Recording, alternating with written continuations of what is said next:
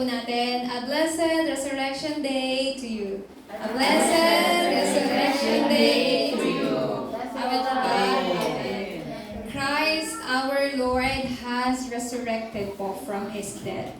That is the greatest blessing among the blessing po. Amen po ba? Amen.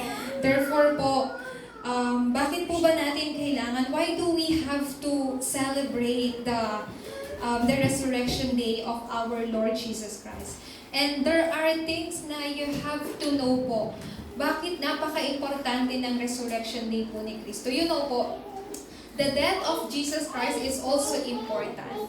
But ganun din po yung resurrection. Jesus Christ died to suffer for us po.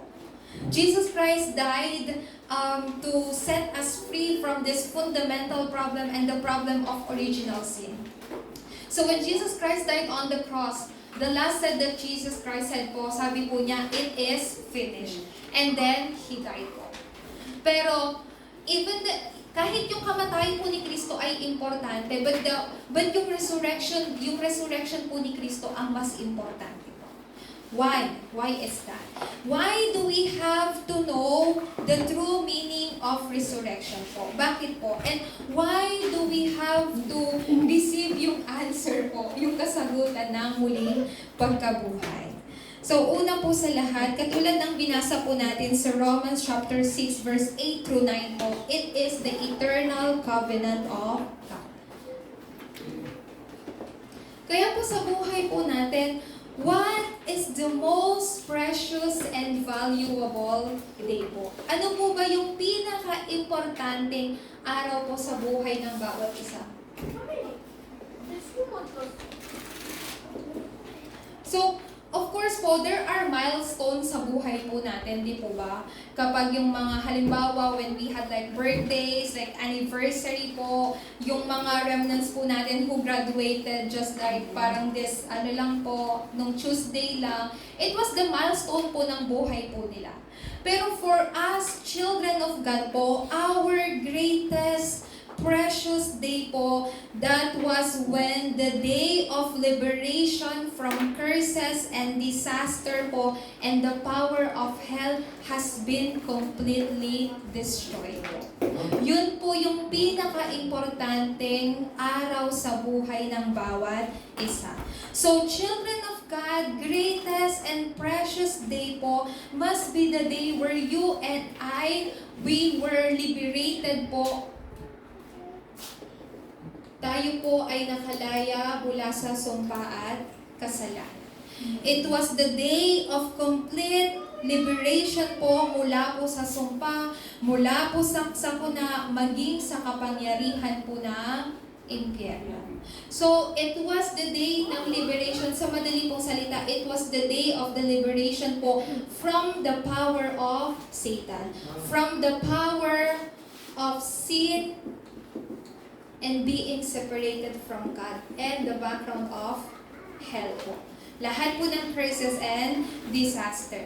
So, meaning to say po, it was yung precious day po for children of God ay yung day po where the hope for resurrection has begun. Ano po yung dapat na pinaka-importanting sa araw, sa yung para po sa ating mga anak po ng Diyos? The day of resurrection. Kasi ibig sabihin po ng Liberation Day, you know po, we became child of God po.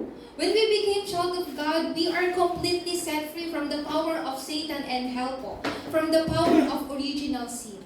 So meaning to say po, we have the hope of this resurrection po. Wala na pong iba? Ayan po. Kaya po, dapat po nating malaman na yung pinaka-importanting araw sa akin nung ako ay naging anak ng Diyos. Very simple po. The precious day na I have to really understand po, it was the day when I became child of God. It was the day when I was completely set free from the power of Satan. Amen. And it was the day that I have this hope for resurrection. Amen. Kaya po, because this is the day of resurrection day po, there are 7 words po that Jesus said po before He died on the cross po. Hindi na po natin iisa-isahin po. Pero yung pang-anim, the sixth word that Jesus said po, yung pang-anim na sinabi ni Jesucristo po, ang lahat ay tapos na.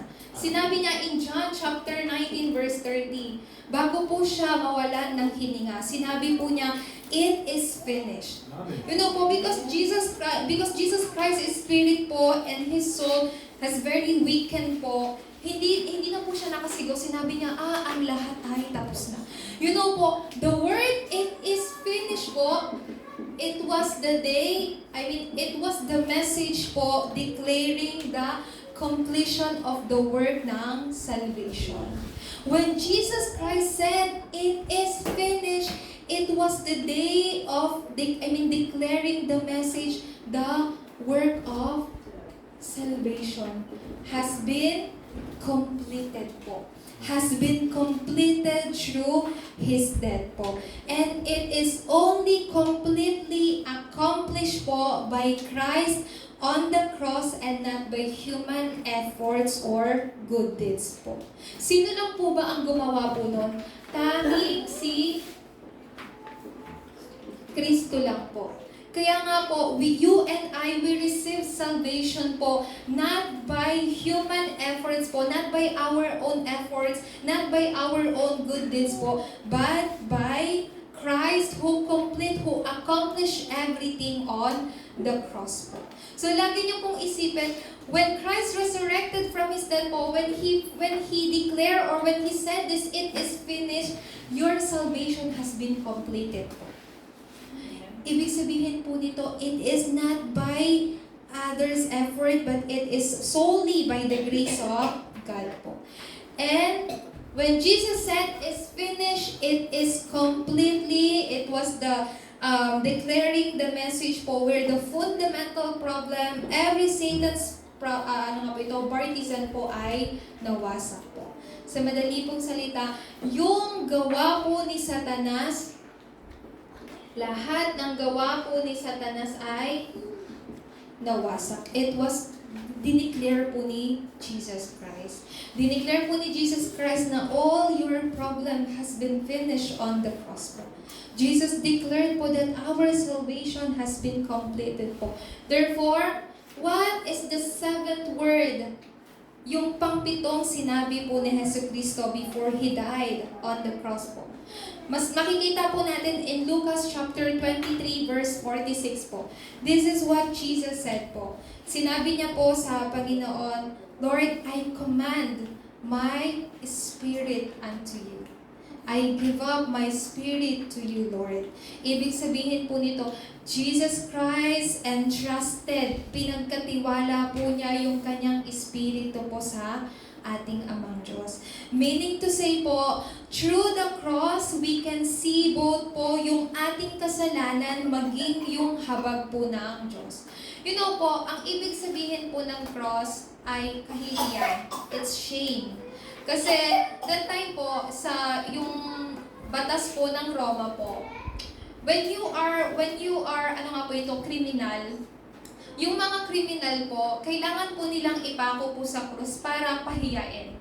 Pero as we all know po, Jesus Christ has no sin. Jesus Christ is innocent po. But why He was, bakit po siya pinako sa krus? Why He was crucified on the cross po? Why? Because of our shame po. Because of our sin. Kasi yung ibig sabihin po ng cross, it's shame po. Kahihiyan. Pero on the cross po, Jesus Christ finished everything po. Amen. Kaya nga po, on the seventh last word na sinabi po ni Jesus Christ, Father God, I entrust, I give my spirit to you. So when we're seeing the cross po, hindi po tayo dapat magkaroon ng ibang other thoughts. Ibig sabihin po nun, when we see the cross, through cross po, we can see the death of Jesus Christ as well as the amazing grace, love of God po sa atin ng Panginoon. Bakit po? Kasi sa cross, Christ finished everything po. Because Christ finished everything po, we can see the amazing grace of our Lord Jesus Christ po. So kapag naunawaan po natin to bagay po na to, yung Resurrection Day po ay hindi na lang po magiging normal po sa atin. Ano po?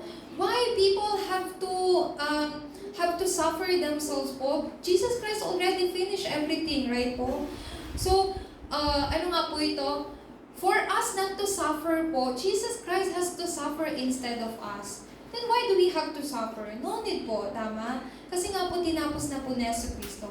If you really understand these words po, then maiintindihan po ninyo what was the reason why Jesus Christ had to die on the cross and what was the reason why Jesus Christ has to resurrected po. Kailangan po niyang muling mabuhay sa cross po. Kaya nga po, una po sa lahat, ang dapat po natin din panghawakan po, ano po ba ang muling pagkabuhay? What is resurrection? You know po, hindi lang po dapat tayo magkaroon ng thinking, oh, Jesus Christ died on the cross and then He resurrected, that's it. No po. There is power, there is authority in Christ's resurrection po. If you truly believe in this po, you will see that when God gave His life po, He did not just give it to you po na wala lang. He gave it to you po kasi meron pong dahilan. Why God gave up His life and why God resurrected po. We have to know that there is power and authority within Christ's resurrection po. Kaya nga po, the resurrection, meaning to say po, it was the day of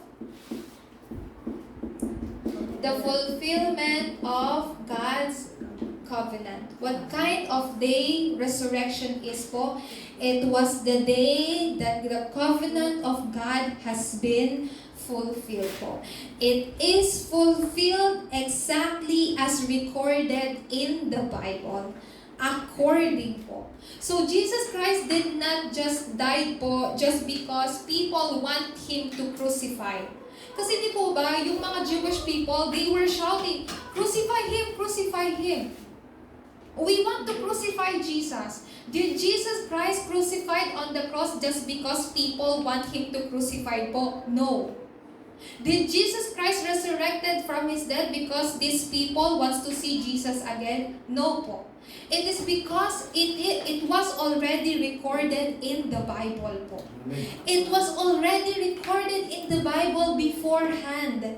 So meaning to say po, the Son of Man, Jesus Christ, has to suffer on the cross po. Therefore, He needs to resurrected po after 3 days. If you know this mystery po, then the way you see Resurrection Day po will be different. The day you see Christ's death po will be different po. Kaya it is exactly recorded in the Bible po, just according in 1 Corinthians chapter 15 verse 3 to 4. Kapag binasa niyo po ito sa inyong pong mga Biblia. So ano pong nakalagay po dito? He died on the cross for our sins po. Just according in Romans chapter 3 verse 10. Ang kabayaran ng kasalanan ay kamatayan. So, kailangan pong merong kamatayan po para bayaran yung kasalanan po natin. Kasi we were under of this original sin po. At yung kabayaran ng original sin po na to ay kamatayan. Ibig sabihin po doon, kailangan po natin mamatay. But instead of us po, sa halip po na sa atin, si Kristo po ang namatay po para sa atin. So, you know po, para po meron pong resurrection, kailangan po may kamatayan. So si Jesus po, kailangan niya po talagang mamatay para muli po mabuhay. So it was planned before eternity po yung complete salvation po natin. Therefore, that is the reason po why He incarnated po. Because of this. Kasi yung kabayaran ng kasalanan po ay ang kamatayan po. Because of this, Jesus Christ incarnated po. Nagkatawang tao po para po mamatay po sa cross. And because of that po, the problem of sin is completely resolved. When Jesus Christ died on the cross. His death on the cross means it is your problem of sin has been completely resolved po. At pangalawa po, Because this is the day of the fulfillment of God's covenant, it is also a day of, complete victory. Complete victory po.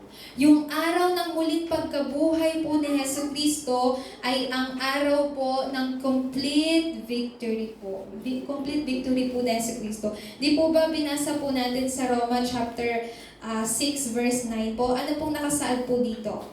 Alam nating si Kristo na muling binuhay ay hindi na muling mamamatay. Wala nang kapangyarihan sa Kanya ang kamatayan. Meaning to say, it was Jesus Christ complete victory po where He broke all the curses of death po and resurrected po for our resurrection and victory. Kaya nga po, kasama po natin, when Jesus died on the cross, we also died po.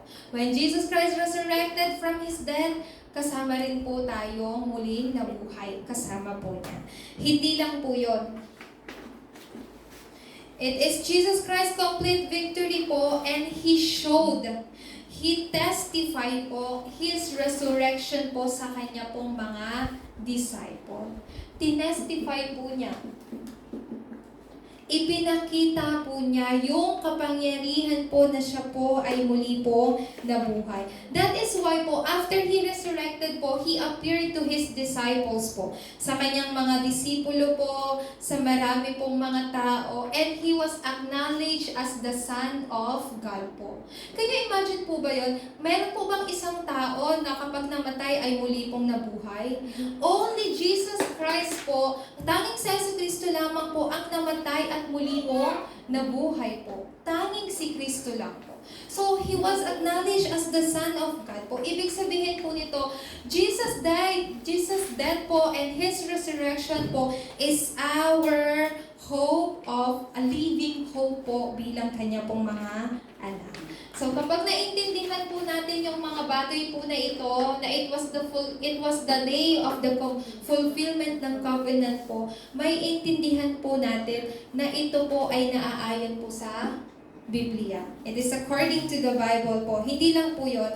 It is also the day where God accomplished His greatest devotion po sa bawat isa po sa atin.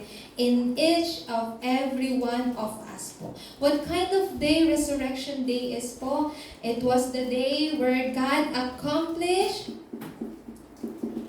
yung Kanyang greatest devotion po sa bawat isa po sa atin. What are the greatest devotion po ng Diyos sa atin? Because it was ito po yung araw po ng muli pong pagkabuhay. Meaning to say po, God offered His own life for us po. Binigay po ng Diyos yung Kanyang sariling buhay po sa atin. Therefore, what kind of devotion, what kind of greatest devotion did God give us po? First po, it is the life-giving devotion. Nakapulit ang Tagalog ng devotion po? Devotion. Devotion. So anyways po, devotion po, parang kung ibinibigay po ninyo ng bukal sa inyo pong kalooban, wala kang hinihintay na kahit anong kapalit po. Tama po ba? So anyways po, it is the life-giving devotion po. When we say the life-giving devotion po, sa Tagalog po yan, yung devotion na nagbibigay buhay. Pero sino po ba yung mga taong nakakapagbigay buhay? Of course, the one who possess this life po. Tama po ba? So how can you devote to someone po if you yourself, kulang din po. Di po ba? Kung wala ka. Kung, like for example, you want to give yung gospel pero wala kang gospel, how can you give the gospel po? So yung life-giving devotion po, ibig sabihin po, yung mga tao who possess this eternal life po. And only God is capable of this life-giving devotion. Binigay niya na po yung buhay po natin. This life-giving devotion po ay buhay na walang hanggan. Buhay na walang hanggan po. And the one who can give this po is the one who possess the eternal life po.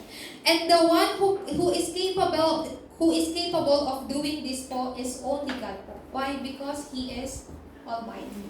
our Father God po. Hindi lang po yun, because only God is capable of doing this po dahil po siya ay ang makapangyarihang Diyos. Ano pong nakasaad po dito? He is the Lord of eternal and He is the source of our eternal life po.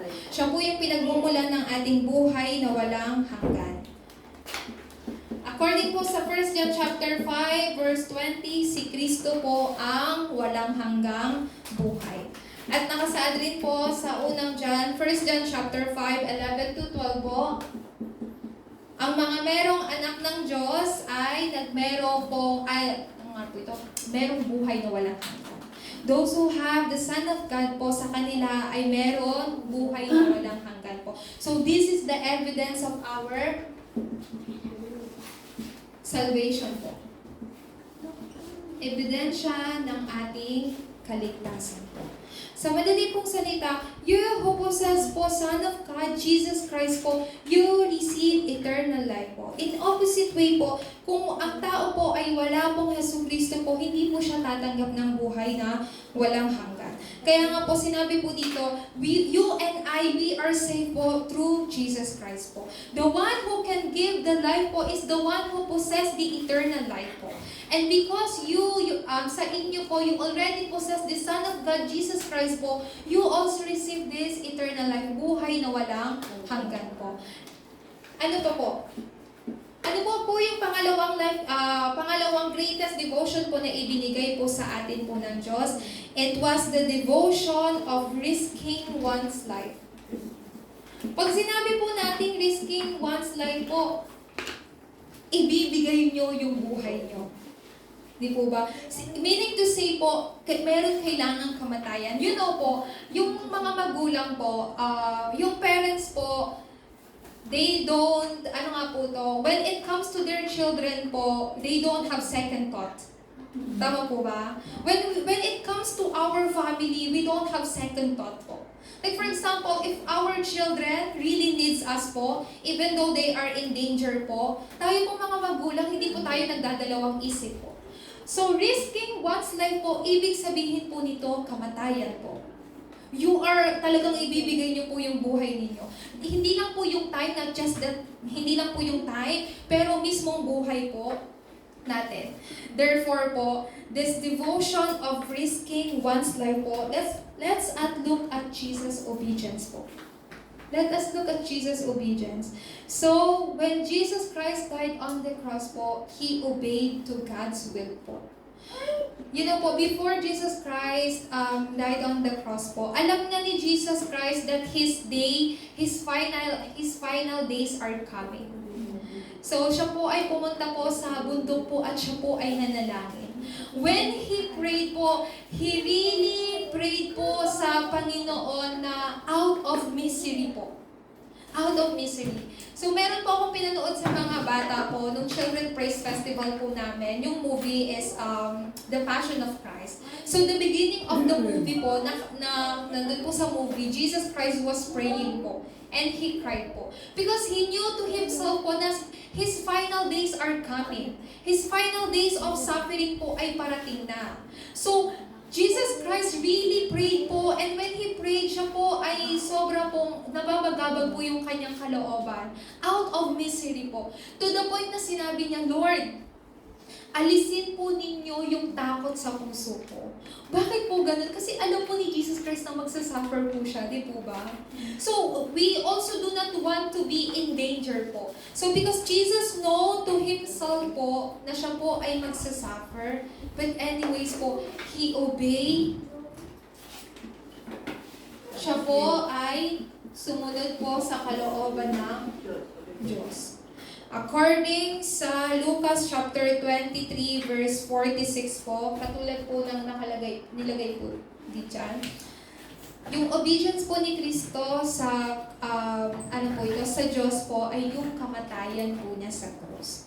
When he obeyed the Lord's will po, the will of God, meaning to say po, yung kamatayan po niya sa cross. That is why He entrusted His spirit, His soul po sa Panginoon. And it was the resolution po. It was the resolution po of all sin and curses, problems po through death on the cross. Yung resolution po kung saan ang lahat po ng problema, ng kasalanan at sumpa po ay nawasak na resolbahan na po. And it is also the grace of atonement. When we say grace of atonement po, alam niyo po yung habag sa pagpapatawad po ng ating mga kasalanan. Habag ng pagpapatawad sa kasalanan po natin or habag sa pagpapalaya ng kasalanan po natin just in according sa Romans chapter 8 verse 2.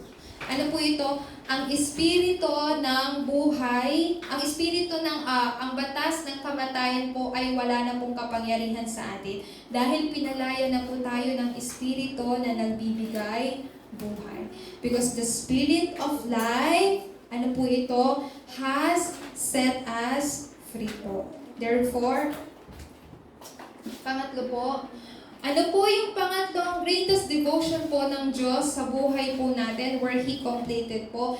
It is the devotions that saves life.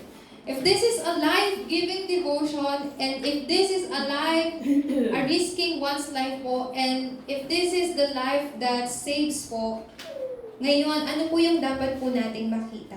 The devotion that saves life po, just in according in John chapter 3 verse 16 po, the devotion that saves lives is giving or obtaining eternal life. Ano po bang ulit sinabi sa John chapter 3 verse 16? For God so loved the world, na ipinadala niya po ang kanyang kaisa-isang anak. Sino po ito? Si Jesucristo. So, through Jesus Christ po, sa pamagitan po niya, you will not perish but have eternal life by believing in Him. So, sabi po dito, sa John chapter 5 verse 24, hindi po mapapahama kundi magkakaroon ng buhay na walang hanggan. Meaning to say po, you will cross over from death to life po. This is us now po. Ito na po tayo. Mula sa kamatayan patungo po sa buhay. Buhay na walang hanggan. At sinabi rin po sa unang Korinto, chapter 55 po, chapter 15 verse 55 hanggang 58 po, God who gives us victory po. Sino po yung nagbibigay po sa atin ng tagumpay? It is God po. Kaya nga po, let us, let's come back here po. Because the resurrection day is the day of the day where the fulfillment, where the covenant has been fulfilled po. And it was the day that ito po ang greatest devotion po ng Panginoon ay na-accomplish po. Then we have to also realize po, when Jesus Christ died for me, lahat ng problema ko natapos na. I was saved, I was completely set free mula sa fundamental problem na to. And therefore, I obtained eternal life. By believing in Jesus Christ, by accepting Jesus Christ into my heart, I obtain eternal life. Therefore, Lord, may I become someone, may I become a child, your child, who also give this kind of devotion po. A life-giving devotion, a devotion that risking my life po mula po para po sa inyo and to save lives po.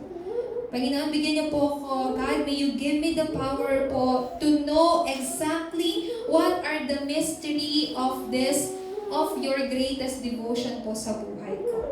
Lord, may you give me your grace po so that I may know exactly what are the answer and the secret po of you giving this devotion po sa buhay ko.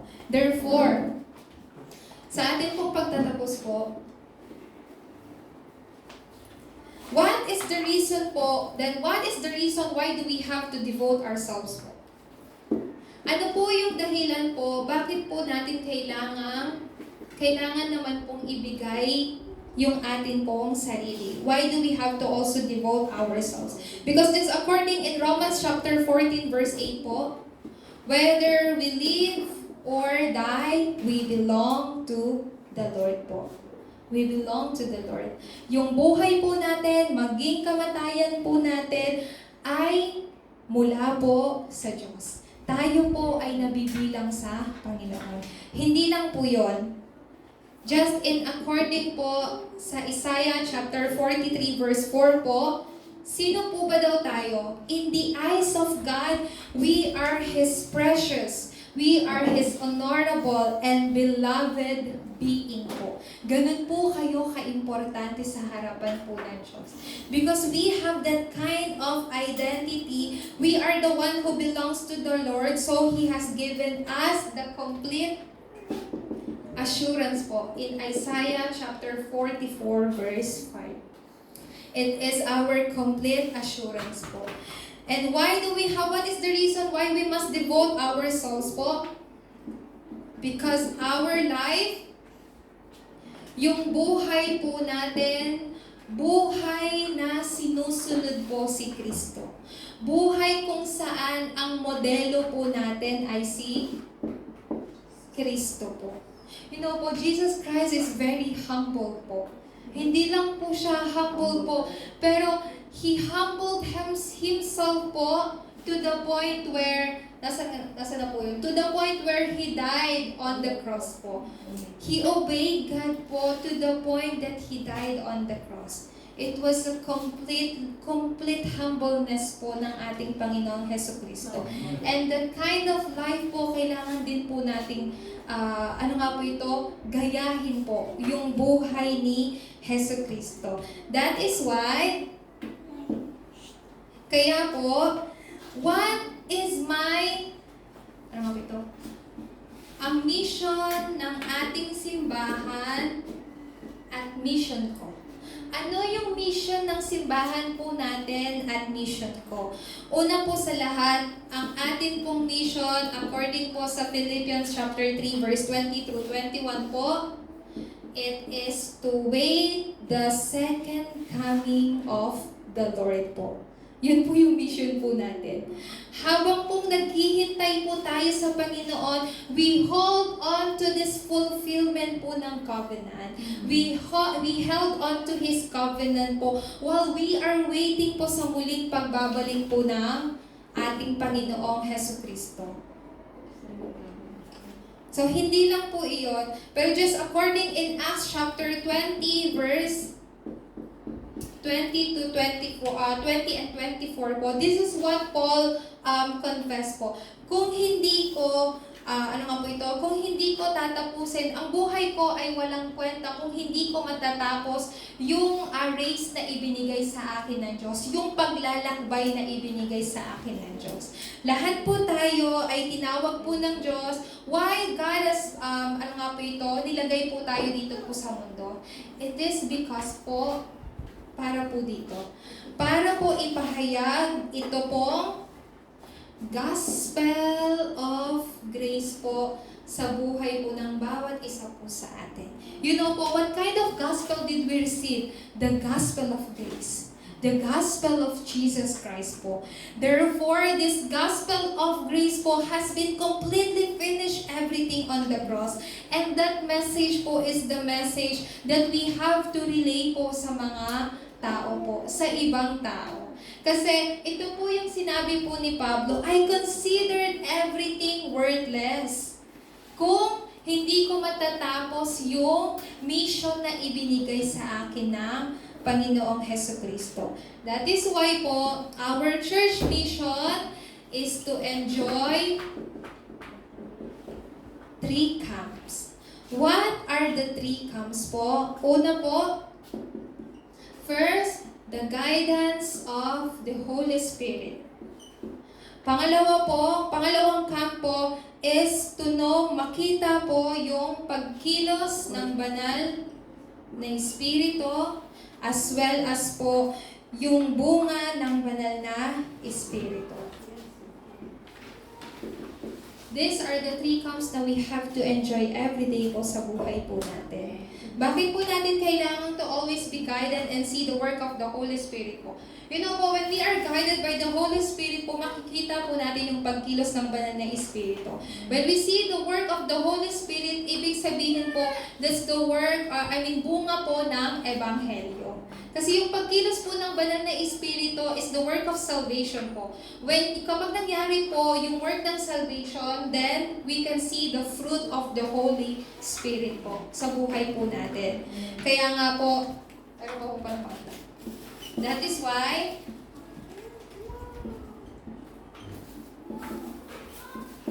ano po yung bagong simula po? There is also a new beginning for our church po. What are the new beginning ng simbahan po natin? Just remember this po. Not just, hindi lang po bastang partisan po, pero a Thrones partisan, hindi lang po absolute, pero partisan, journey, and guidepost po. These are the new start ng simbahan po natin. You're racing this partisan, journey, guidepost within God's throne po. And then, this is also the reason po why we have to have these 3 courtyards sa loob po ng simbahan natin. And why do we have to open the 3-day weekend age po? And why do we have to begin the holy meditation age po? Kasi these are the new start po ng simbahan po natin. To the point po, now we begin po dito po sa EPSA, pero God will surely, if we truly hold on to the covenant po and knows our mission po like this, God will allow na in each of you, you are Christ partisan. If you keep on raising yourself as Christ partisan, you can raise this 1,000 partisan po. 1,000 partisan po. Kapag meron pong 1,000 partisan, ibig sabihin po nito sa 1,000 region po. 1,000 region. Because you yourself are Christ partisan po. I just want to simply explain this to you po para you can also understand po. Each of you po are Christ partisan. Amen po ba? Each of you. If you keep on raising yourself as Christ partisan po, like for example, Jana already raised herself as a partisan, and when you go to your school, you raised partisan there. Amen. So yun ang ibig sabihin po nun. Si Deaconess Luz, if you raise yourself as a partisan, sometimes po you go to, Minsan Porac, ganyan, or other places po. From there, you raise partisan po. Sa bahay po ninyo, sa store po ninyo, you raise partisan there. Then, eventually, we can raise this 1,000 regions po. 1,000 regions means 1,000 disciples. Amen po ba? Amen. When we know this church mission and our mission po. So I really pray po that this day of Resurrection Day, maging araw po na to really hold to the covenant that has been fulfilled po through Jesus Christ. And by God who risked His life po, who gave these 3 greatest devotion po, ay maintindihan natin na that is why I have to hold onto our church mission and my mission. Amen po ba? Amen. That is why po,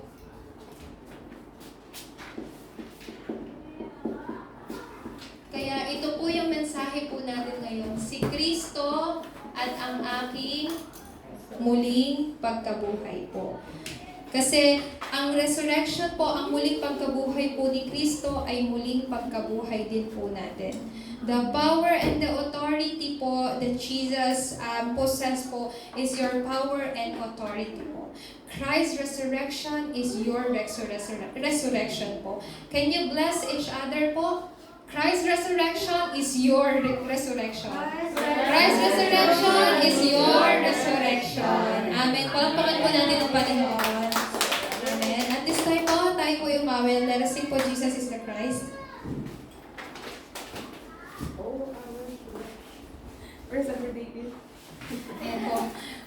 we, again po, once again, as we confess this po, naway patuloy po nating pagnilay-nilayan po that really our Lord Jesus Christ has been resurrected from His death po. Therefore, we have to hold on to this covenant and go into the prayer po. Amen. So at this time po, let us confess Jesus is the Christ. One day it came to me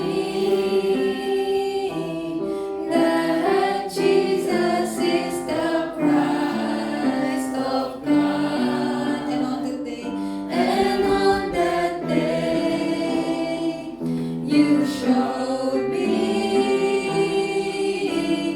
that Jesus is the way, truth, and life.